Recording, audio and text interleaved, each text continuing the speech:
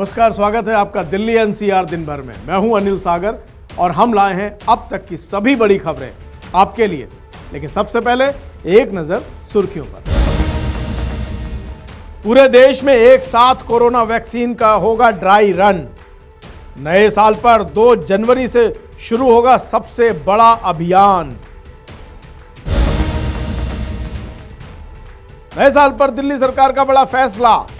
दिल्ली में फिर शुरू होंगी अस्पतालों में 10 महीने से बंद ओपीडी सेवाएं। दिल्ली में 31 दिसंबर और 1 जनवरी को रहेगा नाइट कर्फ्यू।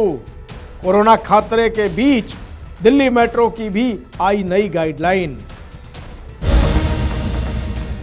बेघरों के घर रैन बसेरा पहुंचे गाजियाबाद के डीएम। हाड़ कपा देने वाली ठंड में डीएम ने रैन बसेरे में बिताई रात।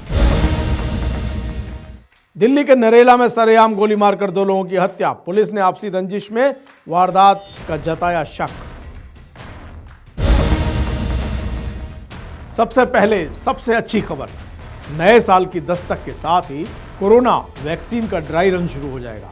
जी हां, स्वास्थ्य मंत्रालय ने इसकी सभी तैयारियां पूरी कर ली हैं और अब यह कहा गया है कि 2 जनवरी से यह ड्राई रन शुरू हो जाएगा। अब तक देश के 4 राज्यों में ही ऐसा ड्राई रन किया गया था, जिसमें पंजाब, असम, गुजरात और आंध्र प्रदेश शामिल हैं। 4 राज्यों में ड्राई रन को लेकर अच्छे रिजल्ट सामने आए थे, जिसके बाद अब सरकार ने पूरे देश में इस ड्राई रन को लागू करने का फैसला किया है। ट्रायल के लिए सभी राजधानियों में 3 पॉइंट तय किए जाएंगे। कुछ राज्यों के दूर दराज वाले जिलों को भी इसमें शामिल किया जाएगा, जहां तक वैक्सीन पहुंचाना मुश्किल हो सकता है। केंद्र सरकार ने सभी राज्यों से कहा है कि वे इस ट्रायल के लिए पर्याप्त इंतजाम करें। दूसरी खबर दिल्ली वासियों के लिए बहुत ही काम की है, क्योंकि पिछले 10 महीने से जो अस्पतालों की ओपीडी सेवाएं बंद थीं, वो अब शुरू होने जा रही हैं। दिल्ली सरकार ने यह फैसला लिया है कि कोरोना के कारण बंद की गई ओपीडी सेवाएं अब शुरू कर दी जाएंगी और ये सेवाएं लोकनायक जयप्रकाश अस्पताल और जीटीबी अस्पताल में भी शुरू की जाएंगी। आइए देखते हैं सबसे काम की ये खबर। देश भर में नए साल के जश्न के बीच दिल्ली वासियों के लिए एक राहत की खबर भी है। दिल्ली सरकार 2021 में दिल्ली वासियों को राहत देने जा रही है। दिल्ली सरकार ने दिल्ली में पिछले 10 महीनों से बंद पड़ी ओपीडी सेवाओं को शुरू किए जाने का फैसला किया है।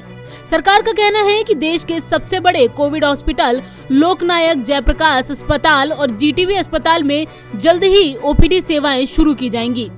दिल्ली सरकार की ओर से कोविड अस्पताल बनाए गए एलएनजेपी और जीटीबी अस्पताल को अब आंशिक रूप से कोविड हॉस्पिटल किया जाएगा। इनमें अब बाहर से आने वाले मरीज अपनी बीमारियों का इलाज करा सकेंगे। दिल्ली में लगातार कम होते कोरोना के मामलों के मद्देनजर दिल्ली सरकार ने ये फैसला लिया है।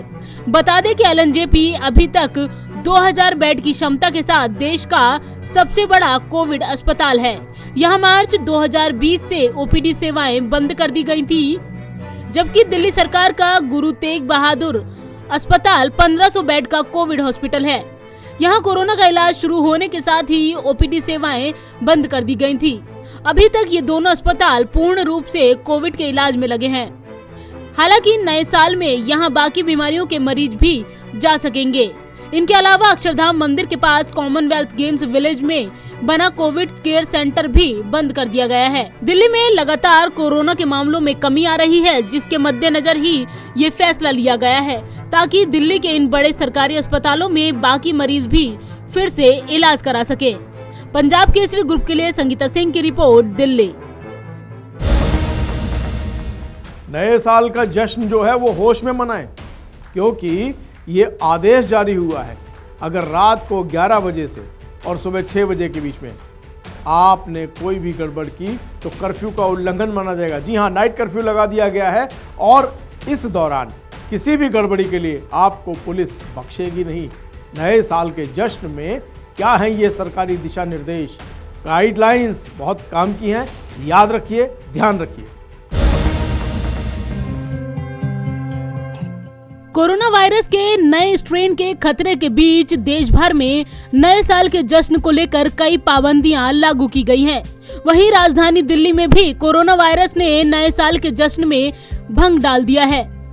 दिल्ली में आज और कल नाइट कर्फ्यू रहेगा, जिसके चलते एक जगह पर 5 से ज्यादा लोगों के रहने पर पाबंदी रहेगी। दिल्ली आपदा प्रबंधन प्राधिकरण ने यह आदेश जारी किया है।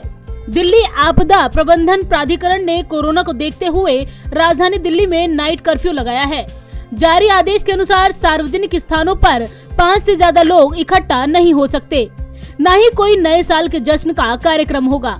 इसके साथ ही सार्वजनिक स्थानों पर कोई भी सभा नहीं होगी।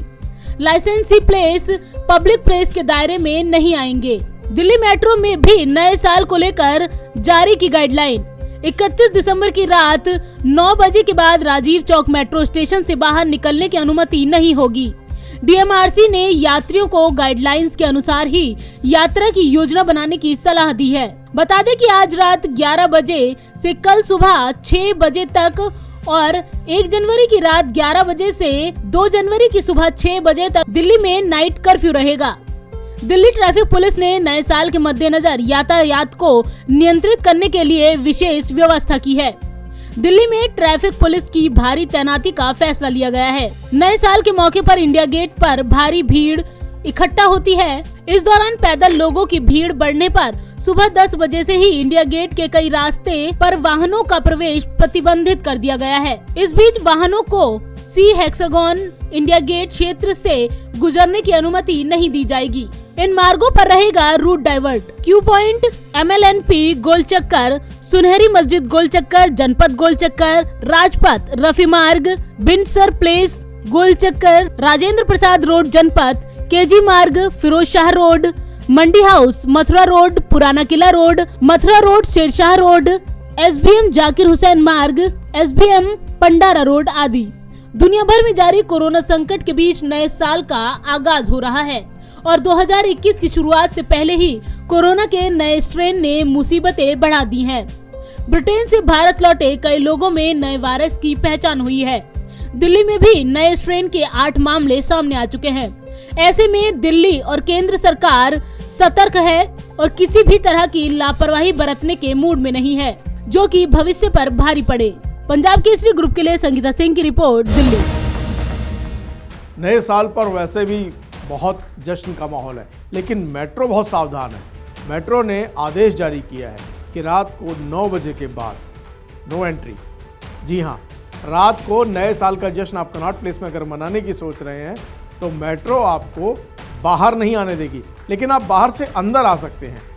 मेट्रो की इस विशेष खबर पर आप अभी ध्यान से देखिए।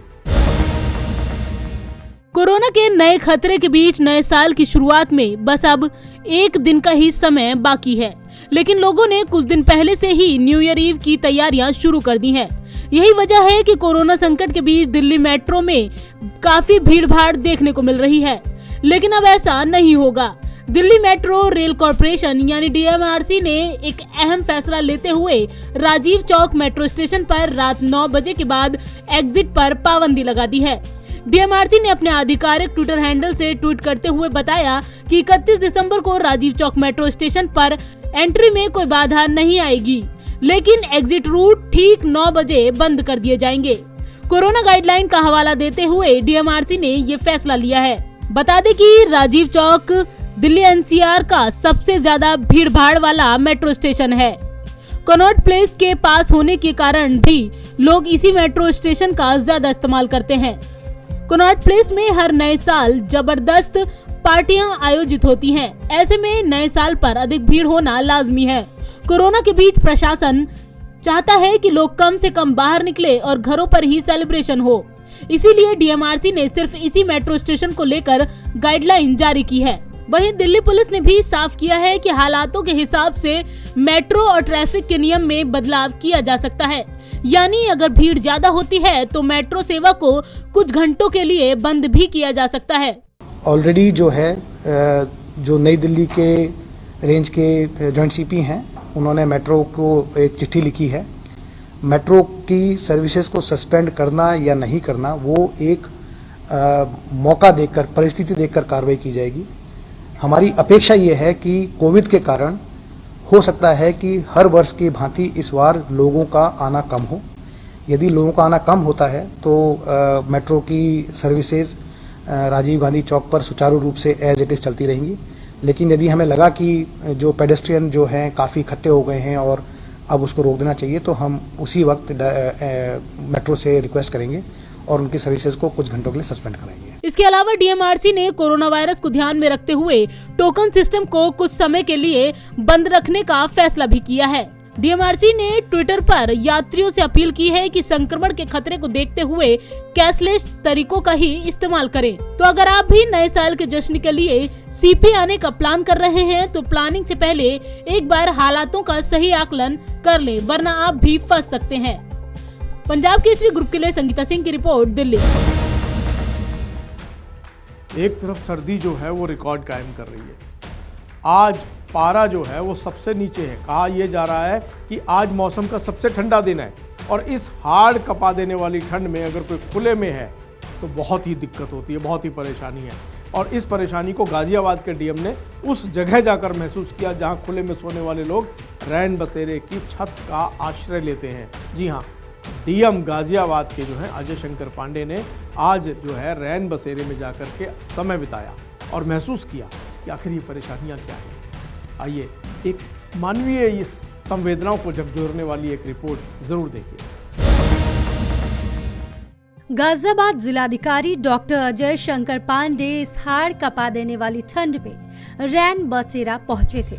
न सिर्फ जायजा लेने बल्कि खुद वहां रात भर रहकर वहां रह रहे लोगों से रैन बसेरा में दी गई व्यवस्थाओं के बारे में भी जानकारी ली। जिसने भी इस दृश्य को देखा वो इस पर यकीन नहीं कर पा रहा था। दरअसल हुआ ये था कि मंगलवार सुबह 11 बजे खुद को समाजसेवी कहने वाले एक व्यक्ति ने कलेक्ट्रेट पहुंचकर जिलाधिकारी से मुलाकात की और उनसे शहर में बने रैन बसेरों में खराब इंतजाम की शिकायत की। बताया कि रैन बसेरों में 10 मिनट भी रुका नहीं जा सकता है, चाहे तो खुद जिलाधिकारी ही जाकर मौके पर स्थिति देख ले। जिलाधिकारी ने आश्वासन दिया कि वो खुद जाकर रैन बसेरों का हाल देखेंगे। और फिर क्या, फिर जिलाधिकारी अजय शंकर पांडे रैन बसेरा पहुंच गए और वहां पर सुविधाओं का जायजा लिया।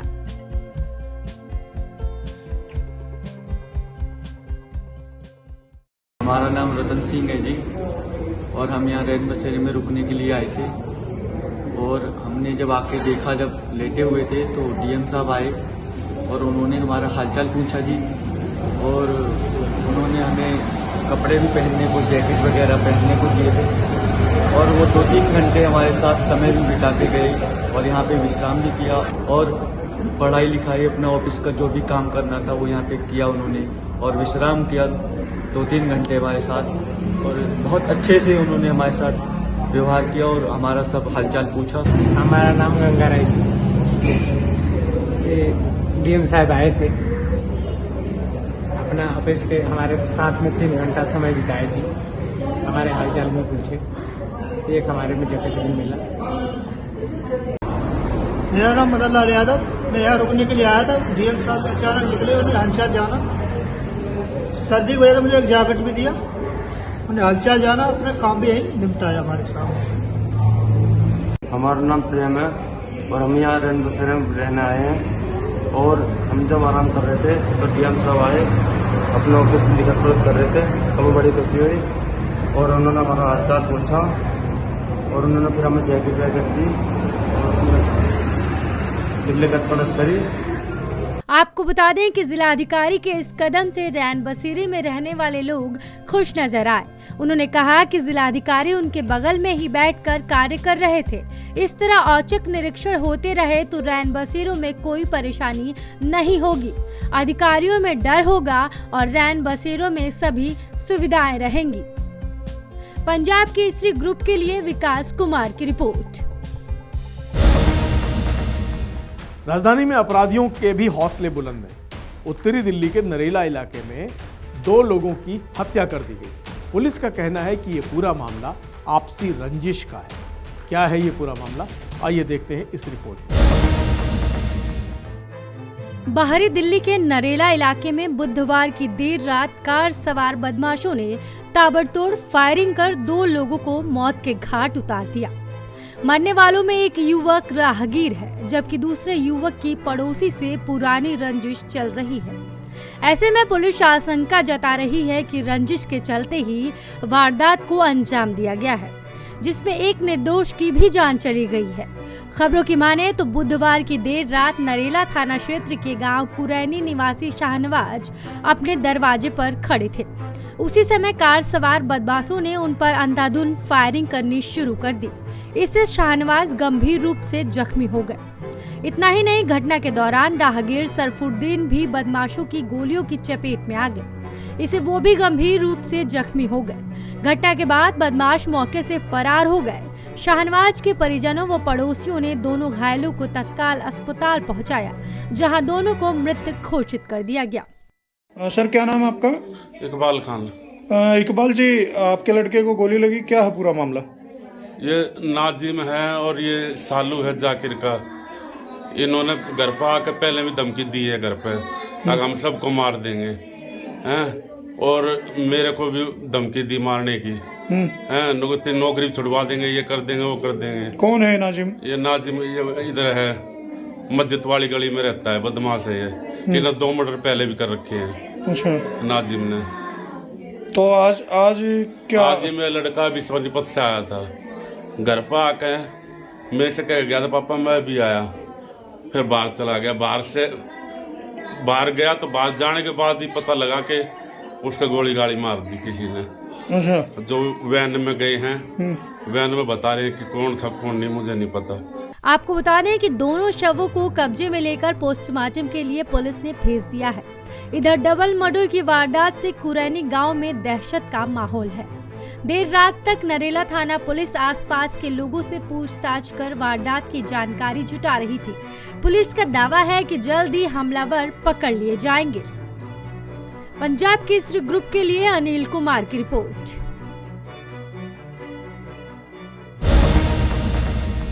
ये है हमारा खास बुलेटिन। बाकी सभी खबरों के लिए देखते रहिए पंजाब केसरी नवोदय टाइम्स टीवी। और हाँ, नववर्ष की हार्दिक शुभकामनाएं। अपना ध्यान रखिए, क्योंकि शीतलहर यानी ठंड है और कोरोना भी है। सभी नियमों का पालन करें। नमस्कार।